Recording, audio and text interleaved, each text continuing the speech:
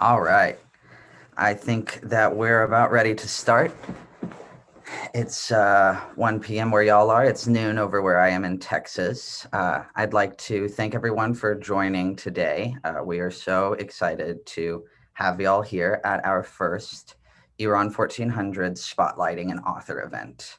Today, we will be discussing John Ghazvinian's fascinating new book, America and Iran, A History, 1720 to the present.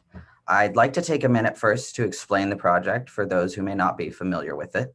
The goal of the Iran 1400 project is to encourage healthy and productive conversations about Iran rather than shouting and posturing. The project hopes to make a constructive contribution to understanding Iran and aspires to better interpret Iran's past and its present in order to more accurately perceive what Iranians themselves consider as a viable future for their country. If you are interested in learning more, please check out our website at Iran1400.org. There you can find content in English and in Farsi in the form of articles, videos, podcasts, and events about ideas and institutions like modernity, identity, education, fine arts, and the women's movement in Iran. If you scroll to the bottom of the website, you can sign up to receive newsletters. Those will alert you of our new content and of our upcoming events. You can also find us on social media at Iran 1400 Project on Instagram, Facebook, Twitter, YouTube. And we also have a podcast on Spotify, Apple Podcasts, and Anchor. Our first English language is co-hosted by yours truly, and it's called The Fickle History of the Women's Movement in Iran. In line with today's event, detailing a topic that John Ghazvinian so brilliantly touched on in his book, please check out Ali Sajadi's upcoming article on our website entitled U.S. Efforts to Consolidate Iran's Independence and Territorial Integrity During World War II. We also have an article that we posted about a year back, and that is called The Quest for Power and Respect, a survey of Iranian foreign policy since 1921. Without further ado, it is my privilege to announce John Ghazvinian. He is an author, historian, and a former journalist specializing in the history of U.S. Iran relations. His latest book, America and Iran, A History, 1720 to the Present, is a comprehensive new survey of the bilateral relationship based on years of archival research in both Iran and the United States, which he has been working on since 2008. He is also the author of Untapped, the Scramble for Africa's Oil, as well as co-editor of American and Muslim Worlds Before 1900. He has written for such publications as Newsweek, The Nation, The Sunday Times, and The Huffington Post, and has taught modern Middle East history at a number of colleges and universities in the Philadelphia area. He earned his doctorate in history at Oxford University and was the recipient of a public scholar fellowship from the National Endowment for the Humanities, as well as a fellowship from the Carnegie Corporation's Special Initiative on Islam. Currently, he is the executive director of the Middle East Center at the University of Pennsylvania. So today's format, we are hoping for around 30 minutes of listening to John Ghazvinian discuss his new book, followed by around 30 minutes for a Q&A. Y'all in the audience can ask questions either by posting the questions in the comments section or emailing y'all's questions to media@iran1400.org. Also, if y'all enjoy the event today, please do go check out John's amazing book. It is really a fascinating read, and if today is interesting for y'all, the book will be that much more interesting. So it's my privilege, John, to give the floor over to you. Thank you. Thank you very much, Sydney, for that really much too kind introduction. It's a pleasure to be with you. I didn't realize this was actually the first of these live author spotlights that you're doing. So it's a special privilege to be able to kick off the series and hopefully kick it off in the right way so that you do more of them. I look forward to seeing who else you have lined up. So I'm going to keep my comments relatively brief, try to stay well under the 30 minutes because I'm a big believer in allowing time for conversation and Q&A, and kind of to sort of naturally unfold in an informal fashion afterwards. I'm more interested in hearing what you all have to say and what kinds of questions you might have, what's on your minds. But I'll give you a brief overview of the book. So this is a project I've been working on for many years. And it came out of this interest in, telling the story. I mean, I kind of looked at this, I thought, as a historian, people have done the history of U.S. Iran relations before, and people will do it again after me. It's neither the first nor the last book that's going to be written on the topic, but I wanted to try to do a few things a little bit differently with this book that I felt hadn't been done, and hopefully I've been successful at doing that.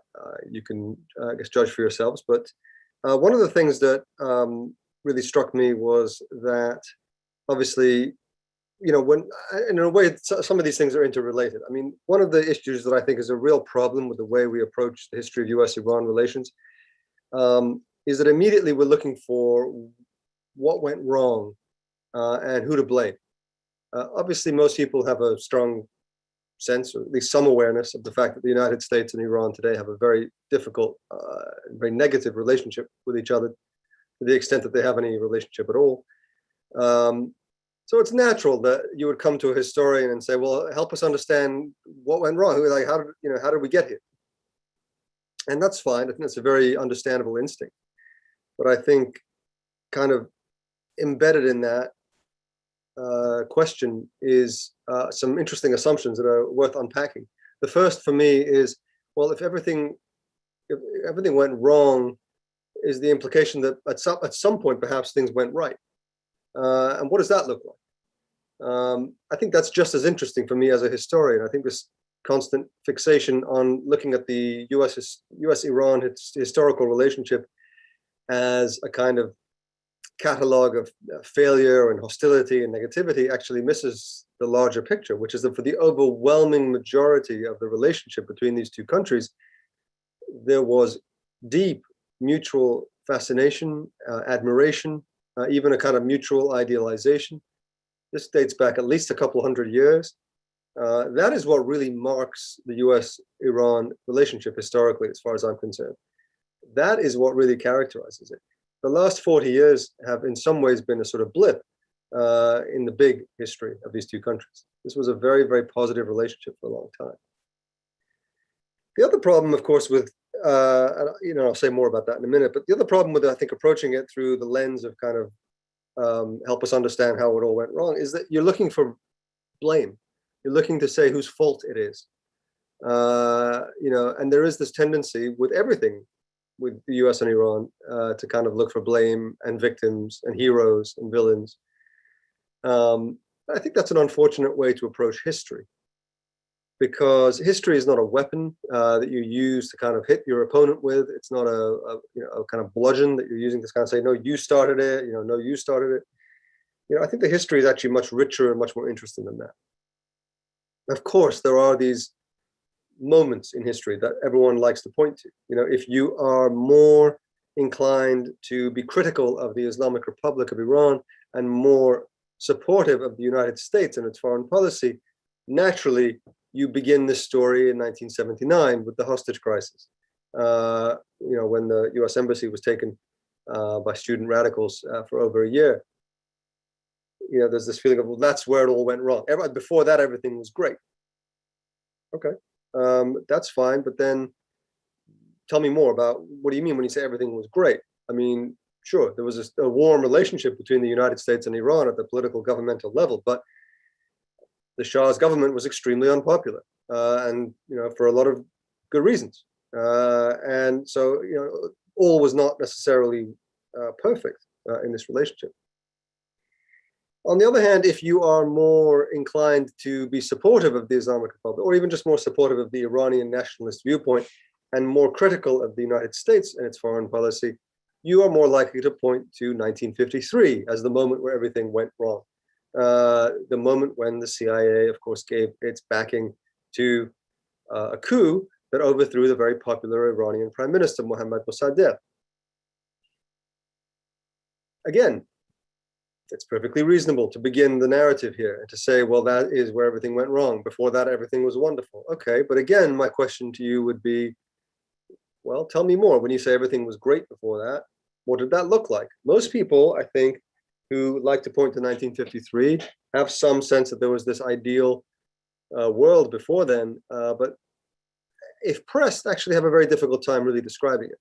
Like, what was that? Was there a sort of golden age of U.S. Iran relations in the 1940s, 1930s, 20s, 1910s? I would argue, yeah, you could make that case, but that is something that I think we don't know very much about. And was it really a golden age? I think that might be a bit strong. I think that it was a mixed bag, as things always are. So this is what I was trying to get us away from, is this kind of using history as a way to trade blame and accusations. Because I think when you do that, you start to discover some really interesting things. Here is what I found most intriguing about this early history. And of course, I take the book all the way up to the present day. It's not like it's just focused on the early history, but I think by taking a broader, wider lens, a number of interesting things came up for me. One is that,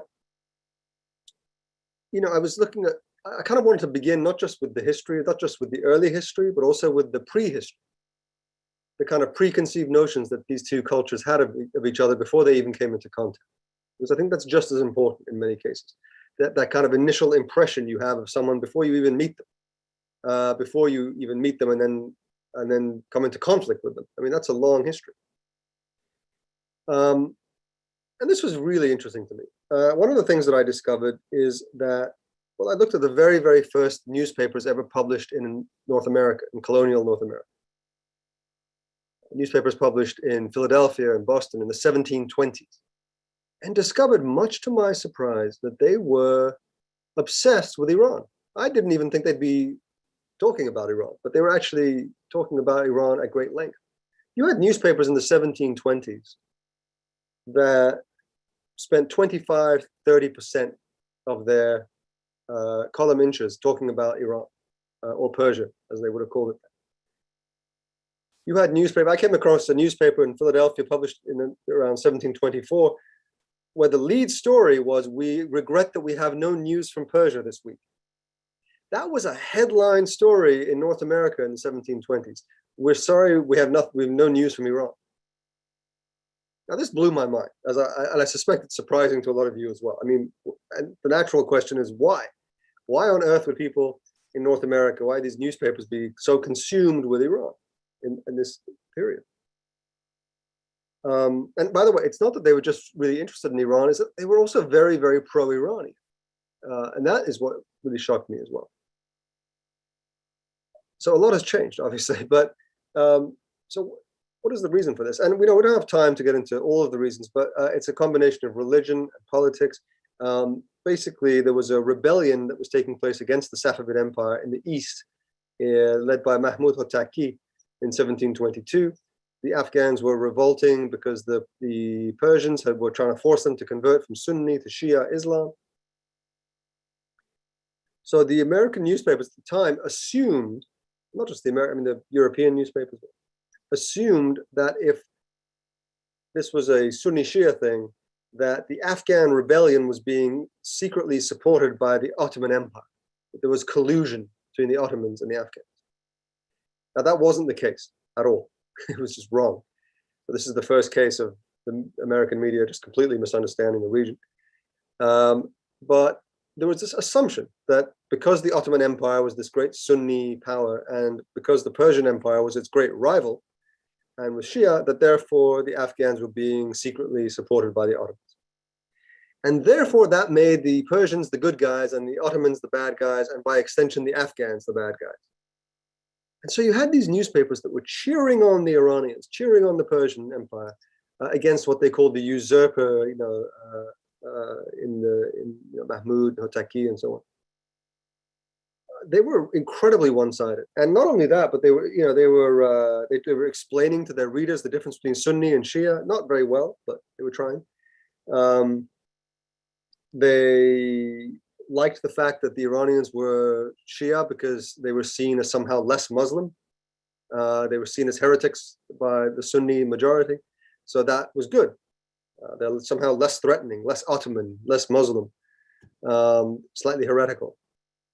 The enemy of my enemy is my friend. And for a long time, there was this idea that there was the Ottoman Empire was the evil empire of its day, right? If you think back to your early history, the Crusades, the long history of kind of antagonism between Christian Europe and the Ottoman Empire. Remember that in 1683, the Ottoman Empire had come to the gates of Vienna. Okay, so for white North American settlers in places like Massachusetts and Pennsylvania in the 1720s, this was only 40 years later. It was within living memory. The Ottoman Empire was a true threat to them. You may think thousands of miles away, why would it be a threat? But they still saw themselves as Christian European subjects of the British crown. So this was a threat to their whole way of life. So the Persians seemed less threatening. Slightly to the east of this kind of evil empire was this sort of fairy tale land of Persia. They didn't know that much about. But what they did know about Persia, they knew from the Bible. And in the Bible, Persia comes out looking very good, because it's Cyrus the Great liberates the Jews from the Babylonian captivity in Ezra chapter 1. The three magi, the three wise men from the east, right? Magi is plural of magus, which means mog, which is a Zoroastrian priest. The three wise men from the east were probably Iranians. Okay, this is how Persia looks to the early settlers of New England and North America. Now remember that for them, the Bible was like a reference book. They took it very literally. These were Calvinists, Puritans, right? And it's not like they had anywhere else to really, a lot of other sources of information about Persia. To the extent that they did, it was the Greek histories, which were also very complimentary about the Persian Empire, Herodotus, Xenophon, and things like that. So there began to be this kind of like idealization of this faraway kingdom. But it was even more than that. The Ottomans were also in possession of the Holy Land, right? They had destroyed Jerusalem. They were defiling it, right? But all of the holy sites were within Ottoman territory. But to the east, there was nothing. There was nothing of kind of spiritual significance for Christians. They even believed that the Persian Empire began just to the east of the Garden of Eden. They believed the Garden of Eden was somewhere around Mosul in northern Iraq today. So it was almost like this kind of divinely ordained coincidence that just to the east of Eden, literally, was this perfect, idyllic fairy tale land that was less Muslim, less threatening, etc., etc. Now, why am I going on about this for so long? Because this is the preconceived notion, the baggage that Americans bring before they even come into contact with Iranians. When the very first American Christian missionaries started arriving to live in Iran in the 1830s, this is 100 years later, more than 100 years later, in the 1830s, they brought a lot of this baggage, intellectual baggage with them. Justin Perkins, the first American Presbyterian missionary to live in Iran, when he came across the mountains, the Zagros Mountains into the Urumiyeh plain, northwestern Iran, he described it, the word he used was Edenic, like it was the Garden of Eden. He felt like it was a paradise. This was the way they thought about stuff. This stuff has a long afterlife. I would argue that it never really disappeared until the 1970s. Those of you who might be old enough to remember this, well, no, in the 1970s, if you lived in the United States, you talked about Iran, people didn't know much about it, but there still was this lingering idea that this was this exotic Persian kingdom, led by this pro-American king, who seemed to be on our side, who was a little bit less threatening than the Arab world, which was just to his west, right? So instead of the Ottoman Empire in the 1970s, now you had, if you were in the U.S. and you looked at the Middle East in the 1970s, most people associated the Middle East with Arab socialist governments, wars with Israel, the Arab oil embargo, these things that we didn't like. Right? But just to the east of that, here was this pro-American, very glamorous, exotic kind of Persian monarch, the Shah. Right? I think that you can draw a straight line between this kind of the way these kinds of ideas linger. On the Iranian side, there's a very similar thing, but it's similar but different, right? It comes a little bit later. So the Iranians also idealized the United States, not so much in the 1720s when they didn't know much about it, because there was no United States, but they didn't know much about North America. They called it the Yengi Donya, the New World. But about 100 years later, by the 1840s, 1850s, Iran, as some of you might know, was really struggling with Russian and British imperialism. These capitulations agreements, the Treaty of Turkmenchai, all these kinds of things. Slowly feeling its sovereignty being chipped away by these kind of lopsided agreements with Britain and Russia. And it really wanted to cultivate other allies. The United States was the obvious choice. Beginning in the mid-19th century, when Iranians looked at the West, they recognized that the West was becoming, or the Farangi, whatever you want to call it, was becoming more powerful militarily, economically, politically, and that Iran and the Ottoman Empire were declining, relatively speaking. So they recognized that they needed to learn and catch up, but they didn't like these lopsided kinds of arrangements. So when they looked at the United States, they saw a country that was Western, that was European as far as they were concerned. They considered the US a European country, but somehow less evil, less imperialistic. What they were really struck by was that the United States had a revolution against the British Empire. So they saw it inherently as a kind of anti-imperialist kind of country. They also saw that the US was a country that didn't seem to want to interfere in the affairs of smaller and weaker countries. And that was really appealing to them. All these American missionaries had come to Iran to start building schools and clinics, but weirdly, their government hadn't established an embassy or legation, as they would have called it at the time. The US government seemed to have no interest in Iran, and that made it kind of appealing. Unlike the British and the Russians, and to some extent French, Belgians, other countries, that were trying to take advantage of Iran in this kind of great game across Central Asia, here was a country that had all the advantages of the West, but none of the negative associations, the imperialism, whatever, greed. The US seemed to be this altruistic, anti-imperialist country that understood and left alone smaller and weaker countries like Iran. So in a sense, this is the equivalent of the East of Eden. This is like a West of Eden. Like this was a nicer, friendlier version of the West. And I would say that remained the case until the 1950s, until the CIA coup in 1953, when the Iranians became really disillusioned with the United States. And the US maintained its version of this until 1979, when Americans became really disillusioned with Iran and with Persia. I think these things are relevant, and I think this is what you get when you start to look at the deep history.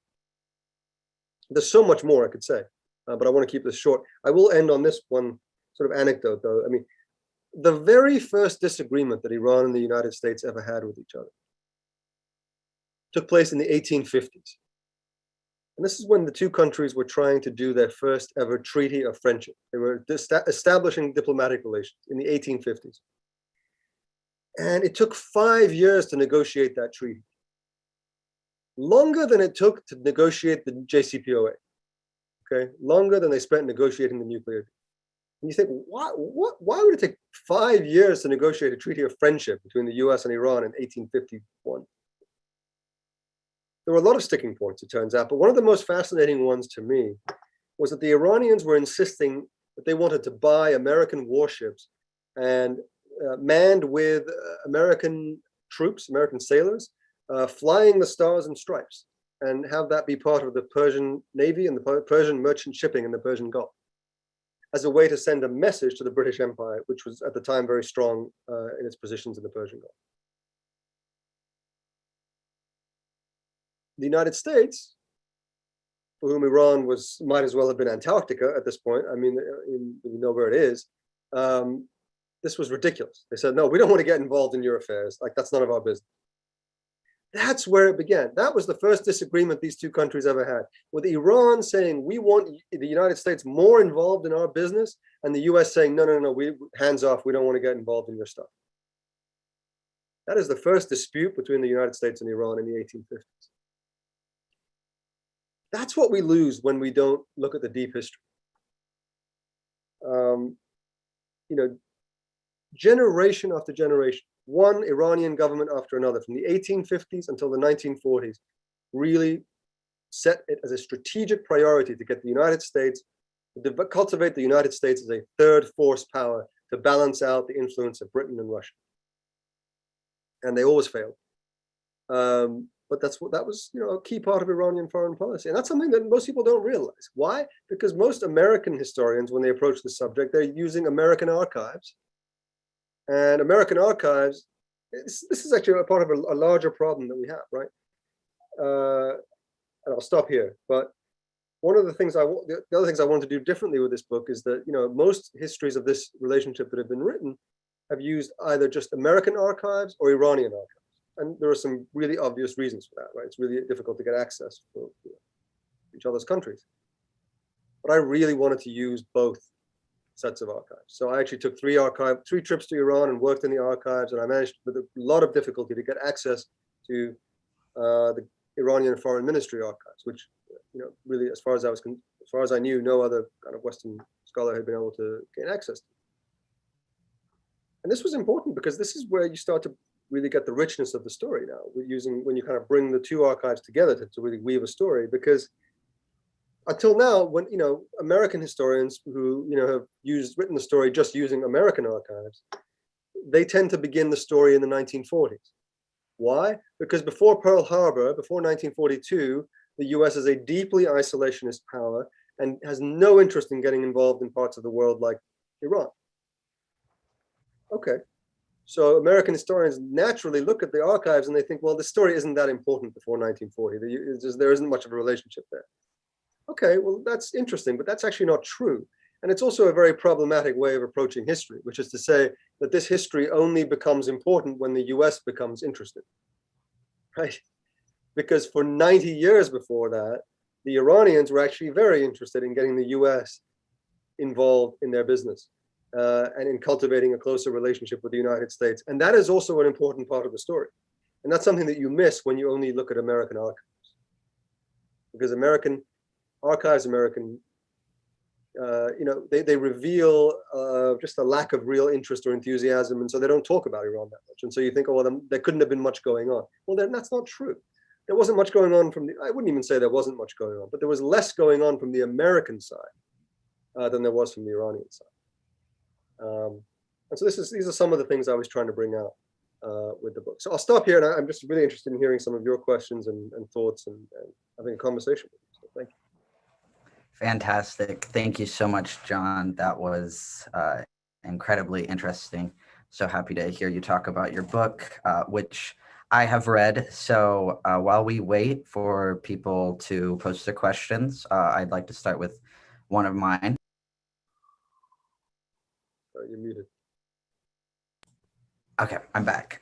For the audience, if y'all have any questions, y'all can post those questions in our Zoom chat, and y'all can also email us at media@iran1400.org, but I have a feeling the Zoom function will be easier.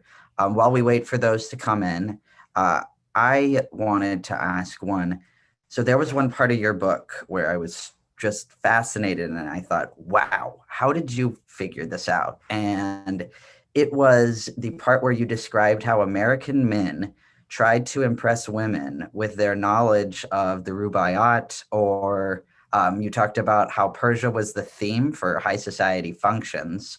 That one was easier for me to figure out how you might have gotten there, but describing how men tried to impress women with the Rubaiyat, that's definitely, in my mind, that seems a much harder thing to figure out, because that's not just an event. You successfully understood the behavior of Americans at that time. How did you find something so detailed that it like that couldn't have possibly been in newspapers, this actual behavior? How'd you come to that? How'd you find that out?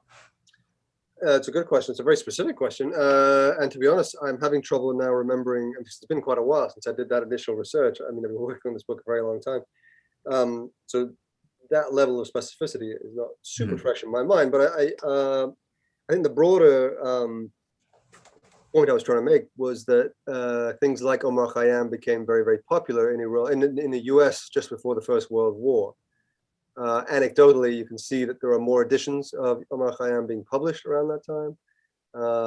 There are films that are being, I mean, one of the earliest films with Boris Karloff in 1922, I think it was, Omar the Tent Maker. I mean, the whole Omar Khayyam, kind of cult of personality was, it wasn't the first time, and it was something that people were interested in the 19th century as well. But it started to really, there seemed to be just anecdotally a lot more interest in that in the early 20th century, particularly around 1910, 11, 12. In terms of, people sort of impress, trying to woo their, use kind of the rubaiyat in courtships. I mean, I have to say that's not very fresh in my mind, but hopefully I've footnoted that. That's totally fine. I was just incredibly fascinated by something like that, mainly because it surprised me myself, but it just had me interested in how you worked in the specific archives and found these, and you touched on them. So another question is, can you comment on President Truman's period? Yes, I see that question. I don't know if perhaps the person asking that question could be a little bit more specific. I don't know if there's a particular aspect of President Truman's period that he's interested in, but I think you're probably talking about the build up to the coup. Of course, Truman administration was opposed to the idea of taking covert action against Mossadegh. But the Truman's Secretary of State, Dean Acheson, believed very strongly that Mossadegh represented some kind of, real sea change among the developing world, a kind of sort of third world nationalism, that the U.S. should be on the right side of history with that one and not on the wrong side of history. Although, of course, we ended up on the wrong side of history when the Eisenhower administration took over in 1953 and launched Operation Ajax. Other than that, the Truman era followed on, the Roosevelt, under the FDR, the U.S. had begun to launch these three very large advisory missions into Iran: the gendarmerie mission under Norman Schwarzkopf, the army mission, and a financial advisory mission under Arthur Millspaugh. All of those continued. Under Truman. And okay, I see that there's a clarification of the question. Ambassador Grady. Yes, that is correct. Henry Grady is a fascinating figure. He was very pro-Mossadegh, very anti-British. Grady was a son of Irish immigrants. I mean, I don't like to sort of personalize or essentialize anyone in that way, but I think that was a significant part of his makeup. He was very anti-British, very opposed to British imperialism, and recognized and felt that Mossadegh was a highly popular figure that the U.S. should support.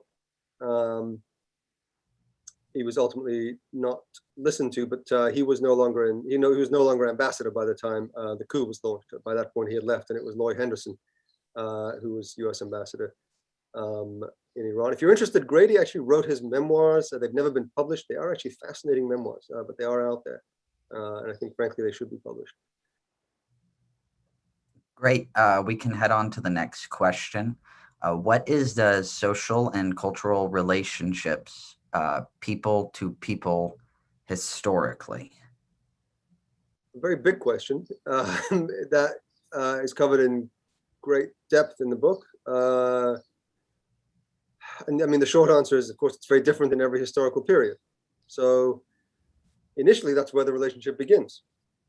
It begins with some of that preconceived notions that I talked about. But I mean, the first actual contacts between the peoples are probably cultural. I mean, I think all relations are cultural to some extent, but probably rum traders from New England were the first ones to be interacting with Iran,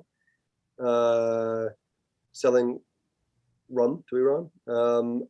The first American who actually set foot in Iran was a man by the name of Joel Roberts Poinsett. Gave his name to the poinsettia flower. He was a South Carolina gentleman who in 1807, I'm forgetting the exact date now, was traveling through what is now Azerbaijan, around Baku. At the time, it was part of Persia. but he crossed the border from Russia into the area around Baku. Didn't go all the way to Tehran, but there's a fascinating story that I love to tell with that, where he meets the local village Khan, the local chief, and they're having conversations, and there's a scribe who's writing down everything they say because they're fascinated by this man from the Yengidonya, the New World. He says that they didn't know anything about America. They believed, they knew about France and Napoleon, and they knew about the Tsar and Britain, and all this kind of stuff. He said they didn't. He said they heard my stories about America and the New World with the same scanty faith that they would listen to an Arabian tale. It was like America was like a fantasy land for them. But one of the things I love about that story is they kept asking him, "Who is your king?" And this is early 1800s, and he was struggling to explain this unique system of government that the U.S. had just come up with, constitutional republicanism, and they weren't having it. They were saying, "No, okay, but who is your king?" And he says, I eventually gave up, and they were writing down everything he was saying. And he said, I eventually gave up. And he said, somewhere in the annals of Qubba, of this small town that he was in, the name of Thomas Jefferson is inscribed as the Shah of America. So, these are some of the very first exchanges. And then, as I mentioned, you have Presbyterian missionaries who go over from the 1830s, 40s, 50s. For the next 100 years, they are the main social, cultural interaction between the two peoples. Much more so than the government-to-government level, much more significant, I think, at least for the mid to late 19th century, arguably well into the 20th century. Then you have archaeologists who are very significant as well, in the 1930s, in places like Rey and Turangtepe. And my own University of Pennsylvania, did a lot of the really important digging in the early days in Iran, as did the University of Chicago and the Metropolitan Museum in New York. And then you have business ties, of course, around this time as well. And then after that, it becomes much more of a high-level political relationship from the 1940s, 50s onwards. But even after that, the social, cultural, people-to-people exchanges are very important. In the 1950s, you had a lot of these leader grants, you had people-to-people exchanges, Iranians coming to the US to study, Americans going to Iran in the Peace Corps, which became very, very important from the 1960s and 70s. Americans helping to establish universities in Iran. Again, my own university played a very big role in this. Shiraz University, or Pahlavi University as it was known at the time, was established with a lot of assistance from the University of Pennsylvania, from its president at the time, Gaylord Harnwell. So these are some of the exchanges, and they have not completely dried up since the revolution either. I mean, there have been, particularly in the Khatami era in the late 90s and early 2000s, there were a lot of social, cultural, and people-to-people exchanges as well. And then, of course, the very large Iranian diaspora living in the United States today, these continue informally, although obviously not supported by any kind of official bilateral relationship. That's a very long answer, but it was a very big question. So I don't know which period in history you're interested in. Fascinating. Thank you so much, John. Reminder, if y'all have any questions, feel free to post them in the Zoom chat. I think we'll just go in order. The next question is, did the creation of the U.S. Constitution have any influence on Iranian intellectuals during the constitutional period of 1906? The U.S. Constitution specifically, I've seen no evidence of that. But so the Iranian Constitution of 1906 was based largely on the Belgian Constitution. But as I argued, actually, this ended up getting cut from my book. But as I believe that actually there were many influences for the constitutional revolution. We know that the British were very influential, but I don't think that was the only, the French. I think there were many, many different ideas about constitutionalism that were being floated around at the time. French, Belgian, British, as well as even, Japanese Japan was inspirational in many ways because of the kind of war they were fighting with the Russians around the time. The stuff that was going on in the Ottoman Empire, what would eventually lead to the Young Turk rebellion. So I think this was part of an atmosphere of kind of intellectual ferment. But one of the things that's really struck me is when I look at some of the reformist newspapers at the time, particularly like the newspaper Tarbiyat, which was published by Fouroughi in the late 90s, early 1900s. talked a lot about American constitutionalism, about American democracy, American political system, about Benjamin Franklin and the founding fathers, and there was a lot of stuff like that in there. So I think that was all very much in the air at the time. Great, thank you. The next question, in your opinion, who controlled the master narratives in Iran and in the U.S. about each other? Who in the elite class? Recent rhetoric would be the Great Satan versus Axis of Evil. What was the master narrative before this one? It's an interesting way of asking. I'm not sure what you mean by master narrative and who controlled the narrative, but I mean, I can tell you what sort of forces shaped the narrative. I think that, and again, depends on what period you're talking about. But if we're talking about this under the Shah's regime, of course, the Cold War is the dominant thinking for everyone, both in Iran, especially in the United States. And the Shah was a very loyal Cold War ally of the United States. He was, I think, genuinely, temperamentally anti-communist in his thinking, and that was very convenient for the U.S. He was a reliable kind of pillar of American policy, and I think that really helped to shape the narrative, basically, in both countries. Iran was always presented in U.S. official parlance as an island of stability in an otherwise troubled region, though I think, of course, famously, right up until the end, the U.S. was simply not aware of how troubled Iran itself actually was. And in Iran, as I say, that the narrative was mixed in the 1950s, 60s, and 70s, especially among liberal middle classes. There was a lot of resentment against the United States for the overthrow of Mossadegh in 1953. The left was temperamentally anti-American anyway. But at least on the official level, the U.S. was generally presented in a very positive light in Iran. Before the Cold War, there isn't so much of a master narrative as there is these kind of exchanges that I've already kind of touched on. So I don't know. I hope that helps to answer the question. Thank you. The next question is, do you have any comments regarding the approach and relationship of the two major parties, Dems and GOP, in the U.S. with Iran, government and politics, society and people, economy and trade, in particular since World War II? It's a very interesting question, actually. I enjoyed that question in a lot of ways. And I think the answer is that it's changed a lot, obviously. A lot has changed since World War II. Taking it chronologically, in those early days, 1940s, especially 1950s, early Cold War, obviously, famously, the Democrat, Truman didn't want to overthrow Mossadegh and Eisenhower did, so that's one very big difference.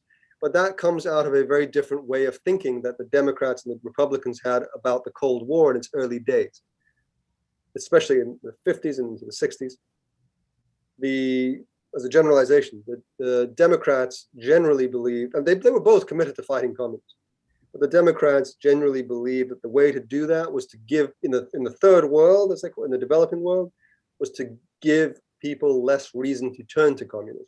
So to support people like Mossadegh, to support social democracy where it existed, to support governments that were, broadly speaking, attending to the social welfare and well-being of their people, that were creating social safety nets, political reforms, popular participation. The idea being that if you could get people to see that there are rewards for not turning communist, that people's lives can be bettered, that poverty can be eradicated, but then they naturally have no reason to turn to communism. The Republican approach to the third world was very different. It was anything that looks, sounds, or smells like a communist is a communist. That you should give no quarter. That you should be as careful as possible. That the social democrats in countries like Iran, it's not just true in Iran, but throughout the developing world, that these countries were not ready for democracy. They weren't really ready for Western European style social democracy or democratic socialism. That kind of approach would lead only to instability in weak countries with weak institutions. And that instability would then be taken advantage of by Soviet agents to provoke a communist revolution. And that therefore you had to be really tough and support tough strongman rule anti-communist strongman rule like the rule of the Shah. That was one big difference, very big difference between Eisenhower on the one hand and Kennedy, for example, who came along and really pushed the Shah in the direction of reform. The same with Jimmy Carter, less so with Lyndon Johnson, who was very tied up with Vietnam and was a little bit more of a realist, kind of pragmatist, kind of a realpolitik kind of politician. But very much you could see it with Nixon and Kissinger. Give the Shah everything he needs, give him all the money he needs, all the weapons he needs, let him do our bidding in the region. Let him be a sort of pillar of American policy in the region. This is the kind of thing we need more of during the Cold War. Now, since then, it's very interesting. I would say under the Islamic Republic, ironically, and this is a generalization, I think the Islamic Republic prefers Republican presidents, Republican administrations, for a couple of reasons. I think they kind of know where they stand with Republicans. There's no illusions.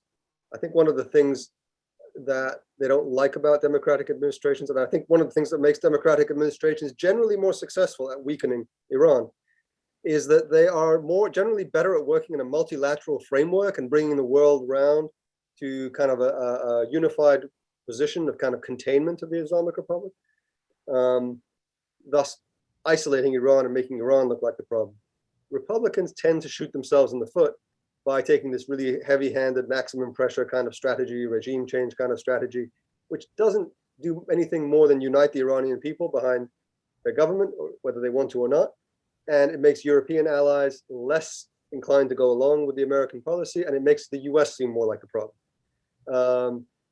The other reason is I think that, frankly, so I think that the Islamic Republic just feels like there's like a more straightforwardness and an honesty about the Republicans. It's like to be honest, it's like there's this feeling that like, well, the Democrats are they still have the same goal, which is to weaken and isolate Iran, but they're just better at it. And they're maybe less honest about it. They kind of come out with this kind of nice, soft language about unclenched fists and whatever. But, at the end of the day, all they're doing is putting more sanctions. I mean, the Obama presidency, the first term at least, it was nice rhetoric, but actually there's increased sanctions and isolation on Iran. So, that's a huge generalization. And then let's not also forget that it was during the Reagan administration that Iran was actually buying weapons from the United States. So, I mean, I think that in some ways it's counterintuitive to what you might think, but that's just a huge generalization. Thank you. For the audience, we might still have time for a few more questions, so please feel free to use the Zoom chat. We have another one. In your introduction, you mentioned that the U.S. gave its, quote, backing to the coup. Was this deliberate, and you don't think the U.S. themselves instigated the coup? No, I think they did. So I'm being deliberately, the only thing that's deliberate is my deliberate choice of language to try to be careful, because I know sometimes people get a little bit touchy around this stuff. There is and I would warn you all not to be taken in by this, there is recently, unfortunately, a highly ahistorical and ideological attempt by some people to try to rewrite history and act as if play down the US role in the coup in 1953 to the point where it almost seems insignificant. And they do this under the cover of, oh, we have to give more agency to Iranians. It sounds really good, especially if you're a kind of progressive person. You think, oh, that sounds good. Yeah, we talk more about the role that Iranians themselves played in 1953. Why are we acting as if Iranians have no agency? That they're just these like helpless victims of American imperialism. That sounds good in theory, but the reality is that the overwhelming, strongly established historical record shows the United States played the decisive role. The CIA played the decisive role in the overthrow of Mossadegh death. I'll say that as clearly as I can. That doesn't mean that there weren't Iranian actors involved. Of course there were. I mean, you can't have a coup like that without some Iranian involvement. But Fazlullah Zahedi is not in 1953 is not Iran. He happens to be Iranian, but he doesn't represent all of Iran. Doesn't even represent much of Iran, quite honestly. So, I would be careful about being taken in by that. This is a very recent kind of direction of so-called scholarship that's coming out of particularly very sort of neocon kind of regime changey kind of quarters and think tanks in the United States. There isn't a serious historian out there that actually buys into that. So if you hear people trying to tell you that, no, sorry. So yeah, whether you call it backing or instigation, I mean, these are semantic points. I use the more cautious word initially because I'm trying not to trigger people. That's basically that's basically why I think I put it in a slightly more conservative term like that. So I just answered your question. So why say backing? I was just trying to be a little bit more conservative in my language. Thank you. Feel free again in the audience to send in a question. I have another question while we see if anyone else does. You wrote that in the beginning, in the late 1960s, the U.S. government and media was bombarded with letters from students and other Iranian Americans attempting to raise awareness of the cruelty of the Shah's regime. Could you elaborate on how an environment existed where the U.S. was seemingly so unaware of the human rights abuses of the Shah and his Savak? Do you think that this was more ignorance, wishful thinking, or simply the inability to confirm that these allegations were true? I would say it was actually a little bit of all three of those things. Quite honestly, that would be a very simple answer. Yeah, it's extraordinary. I don't think they were completely ignorant, but I do think there was a certain level of wishful thinking in terms of, look, in the late 1960s, especially Vietnam and Southeast Asia was the #1 foreign policy priority for the United States. Iran seemed to be a country where everything was going reasonably well. When they looked at the Middle East, there were more troublesome places in the Middle East in the late 1960s, especially on the Arab-Israeli front, but also, of course, some of the increasingly socialist leanings of Ba'ath Party-led countries like Syria and Iraq that were more concerning to American foreign policy community. Iran just didn't seem to be a problem. It's a little bit like, I don't know, Morocco today, you know, has this feeling of like, okay, or Jordan. It's like, oh, everything's fine. I mean, is everything fine? No, nothing's ever fine anywhere. I mean, there's always something, but there's this feeling like, well, these aren't serious problems. The Shah, you know, seems to have good, strong control of the situation. And frankly, the people they were hearing from disproportionately were educated, middle-class students, a lot of Iranian students studying in the US.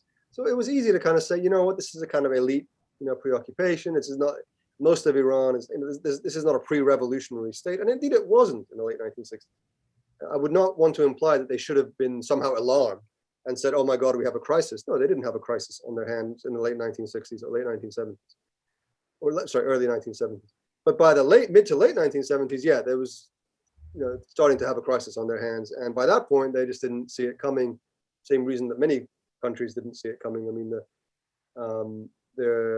remember that by the 1970s, the Iranian government did not allow U.S. embassy staff, including CIA agents, to leave the embassy without being accompanied by a Savak agent. So that just there goes your intelligence gathering right there. You're not going to get any kind of, you know, real intelligence on the country. And the U.S. deferred to the Shah because he was such an important ally. So it's a little bit of all of those things. Great. This might just be a comment. Religious narrative dominated the onset of understanding of two nations. It continues to be so even today. Opposition/hatred of some senators today, justified or not, smacks of the same. So that looks like a comment. If you have any comment to that. Sure, I fully understand the comment, but I think it's saying that a lot of the antagonism is being driven by sort of religiously informed in both countries, I think.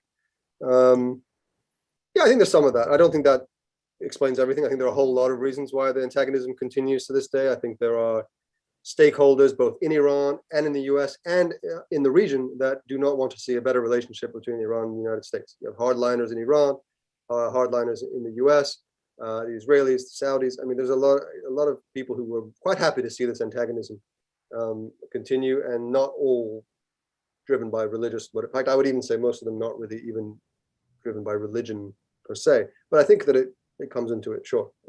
I hope that answers the question. Thank you. The next question is, do you think there will ever be a large-scale military conflict between Iran and the US, and why? No, absolutely not. That's an easy question. I've been saying that now for 20 years, and everyone thinks I'm crazy. I think the first time that people stopped telling me I was crazy was about a year ago after the Qasem Soleimani assassination. Because if ever there was a moment where it looked like the war would break out, that was it, and it didn't. And to me, that really indicated exactly why I've always felt this. Because at the end of the day, neither country has any real appetite for going to war with the other for a whole host of reasons. It would be absolutely catastrophic for both countries. Um, every single time they pull back, they pull back. I think that the rhetoric of war and regime change has been instrumentalized and has been useful in the United States for achieving certain ends at various points. Getting the Iranians to believe that they might be under threat in 2003 and 4 and 5 played a pretty decisive, was used as a way to kind of like, put pressure on them for their nuclear program. And vice versa. I mean, but no, I mean, neither country has anything to gain from going to war with the other. I mean, it's, Thank you. The next question, looking forward, what's your assessment of the future relations between the U.S. and Iran? What are the signposts for change in the relationship, for better or worse? As a historian, I'm not always very comfortable in the future. I'm a little bit more comfortable in the past. So predictions don't come easily to me, but I think that, I think in the short term, no major change. I think even if they're able to do a deal in Vienna over the JCPOA, I think it'll be sort of kicking the can down the road and taking us back to the old days of kind of containment. I don't know if the Biden administration is seriously interested in building on a potential deal with Iran to kind of reset its relationships in the region somewhat. I think maybe a little bit. I think that was Obama's ambition. But I think he was very quickly thwarted and frankly outsmarted by the Israelis. This idea that the U.S. needs to reset its kind of alliance structure in the region. I think that would be great, frankly. I think the U.S. needs a more diversified set of, kind of friendships. But it's not like these two countries are about to become friends overnight. It's not going to happen anytime soon. You're not going to have, Biden and the Ayatollah, like, having a summit meeting, somewhere. It's just, I mean, maybe these are famous last words and I'll be proved wrong, but I don't see that happening anytime soon. In terms of signposts, I think, I don't believe in signposts anymore, because I think that this has been the problem all along. It's been this kind of incremental approach. I get it. I understand why it makes sense. But I actually think that serious hostility of this kind, you're not going to put it aside incrementally, because there have been so many steps, so many moments when that could have happened, and it hasn't. And I think that is because you have these different stakeholders, both in the US and Iran and in the region, that will find ways to undermine any kind of incremental steps. I think that what is needed is a major, serious, kind of summit meeting, even though I realize it's probably not going to happen, a serious commitment to, coming together and ending the hostility on both. And that requires both countries to exercise extraordinary leadership and have an extraordinary desire to have a transformative moment in their relationship, where everything gets laid on the table and negotiated at a summit meeting. But I don't think that's in the cards right now. Thank you. And we don't want to take up too much of your time, but to end the event on a lighter note, you might have already gotten into this, but what to you was the most interesting thing that you learned during your research? Yeah, I think I have touched on. I mean, basically, it would be just how warm and positive this relationship was, and for how long. I think I hadn't expected to find that, and how far back it went, and how positive it was. Yeah, I think that is something that no one working on U.S.-Iran relations necessarily expects to find.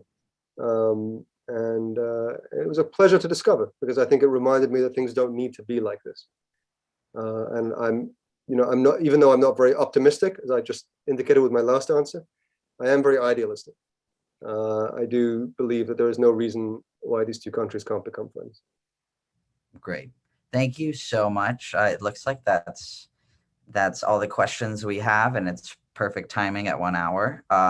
Before you leave, I'd like to wrap up by letting the audience know where they can find you on social media. And I saw that your Twitter is at John Ghazvinian and your Instagram is at John_Ghazvinian. Please, everyone, if you enjoyed today's event, please go buy his book. It's incredible and just full of fascinating details. I thoroughly enjoyed it. And if y'all are interested in learning more about Iran as a whole, please do check out our website, iran1400.org. We've got resources that go in line with today's event about Iranian foreign policy. And you can find our upcoming article that's going to be published soon about specifically 1941, which I found incredibly interesting. We've got a podcast out that I mentioned at the beginning. If y'all feel like hearing more of my voice talk about Iran, please go check that out. It's on Spotify and all the podcast apps. And if you're interested in getting involved with the project, contributing, reach out to us, and we're happy to hear any feedback or input or ideas y'all might have. And thanks everyone for coming today. And thank you again, John. Thank you so much for your time. Everybody, please go buy his book. It's incredible. I've just dropped a link to the book if anyone's interested as well. So thank you very, very much for the invitation. I'm very grateful for it.